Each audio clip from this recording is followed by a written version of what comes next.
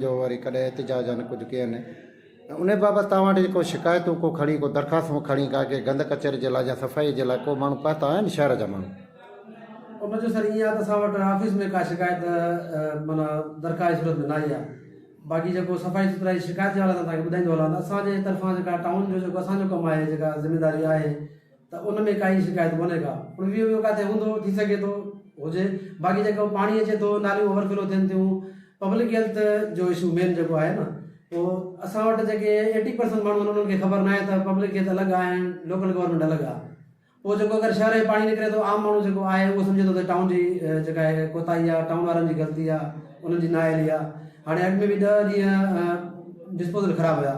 असां अप्रोच कयूं था पब्लिक हेल्थ वारनि खे उहे जेको आहे सो न फ़ोन था कनि कोर्ट लॻल आहिनि उहो एवलाइज़ असांखे कनि कोन था। पोइ नतीजो इहो थिए थो माण्हुनि खे अवेयरनेस न आहे त उहो सम्झंदा आहिनि टाउन जी जेका आहे कोताही आहे। पोइ पब्लिक हेल्थ वारा अगरि असां सां कोऑपरेट कनि जेके वॾा मेन नाला आहिनि उहा ज़िमेदारी पब्लिक हेल्थ जी आहे उन्हनि खे साफ़ु करणा आहिनि। डिस्पोजल जा खूह आहिनि पब्लिक हेल्थ खे खाटी करणी आहे साफ़ु करणा आहिनि उहे असां सां कंहिं बि क़िस्म जो ताउन नथा कनि।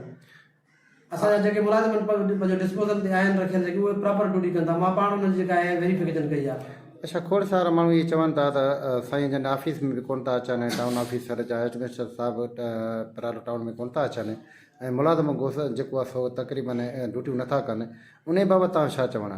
मुलाज़िम असांजा तक़रीबन ड्यूटी कंदा आहिनि। असां उन्हनि खे ड्यूटी विराए ॾिनी हाणे त छो जो हे सैनिटेशन स्टाफ जेको आहे तव्हांखे ख़बर आहे डेली वेजेस ते आहे। बाक़ी जेको पको स्टाफ कंफर्म आहे उहे क्लरिकल स्टाफ आहे उनमें जेके 2-3 ऑफिस जो स्टाफ आहे टियोन आहे नायब कासिदन उहे ड्यूटी कंदा आहिनि। बाक़ी हाणे ऑफिस जा जेके ॿिया स्टाफ आहे उहे हाणे कोई ॿुहारी पोस्ट त कोन खणंदा ज़ाहिर ड्यूटी कंदा की साइडुनि ते हूंदा आहिनि कंहिंखे असां को डायरेक्टर ऑफिस में का डाक खणी वेंदा आहिनि खोड़ कमनि टाउन जा ऐं मां त असां डेली वेंदा आहियूं पंहिंजो ऑफिस में अची। अच्छा तव्हां शहरनि लाइ जेके एहतिजाज वग़ैरह कनि था या उहे को मिसाल रैलियूं कढनि था उन्हनि जे लाइ तव्हां छा पैगाम चवणा?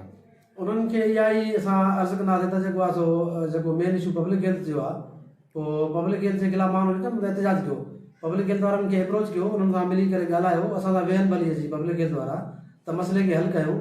एहतिजाज मसइले जो हल कोन्हे को मसइले जो हल आहे त ऑफिसरनि सां वेहिजे।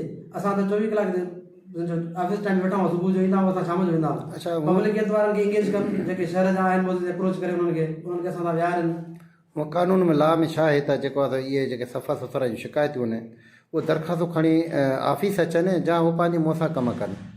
न कानून इहो असांखे सफ़ाई सुथराई करणी आहे। अगरि किथे रहिजी थी वञे का शिकायत आहे त उहो शहर जी ज़िमेदारी त असांखे लिखत में ॾियनि फ़ोन ते ॿुधाइनि असांखे दरख़्वास्त ॾियनि ऑफिस खुली पई आहे ॾींहं जो।